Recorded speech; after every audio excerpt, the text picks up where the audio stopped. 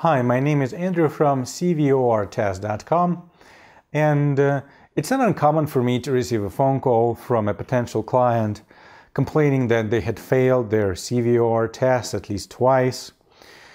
And I try to make them feel better by saying, the guy that failed the most, he said that he failed 6 times. And he was a truck driver, by the way. He wasn't just pushing pieces of paper in the office. Why do people fail? Well, the number one reason, and the only reason, I guess, is that they come to take their test unprepared. Something that they can just shoot the puck and score a goal without any preparation whatsoever. Others try to memorize the answers to the questions on the official practice test offered by the ministry, and it's not a working strategy. My data shows that it's not a working strategy because lots of my students are saying well, that's exactly the route I took and it didn't work out for me. Maybe there was 1 or 2 or 3 questions on the test similar to those on the practice test, but for the most part, the questions are different. Some people try to read the manual offered by the ministry, and I think the manual was designed with a big transportation company in mind as a reference.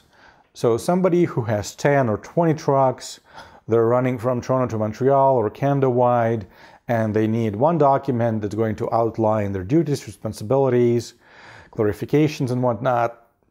That's what the manual is for. So when somebody without any experience tries to go through the manual, well, it's really hard for them to distinguish between what is important and what is not, what is to be memorized and what is to be kept as a reference. And finally, one of the reasons that I had discovered people are having such a hard time is because most of them are coming from smaller operations. Food trucks, interlockers, cleanup services, just small operations. They're not running 18-wheelers. And when they go through the manual offered by the ministry, they go oh, well, this doesn't apply to me, this doesn't apply to me, this doesn't apply to me. Well, if you use this strategy, there's going to be a lot of things that don't apply to you. But when you go in to take the test, the CVOR authority is going to allow you to plate an 18-wheeler loaded full of dangerous goods and send it across the country. So you're going to be tested much more thoroughly than that. So what I tell every student, either in person, which I don't do anymore, but online, I tell every student, pretend as if you're opening a big trucking company and you have a plan to operate Canada-wide.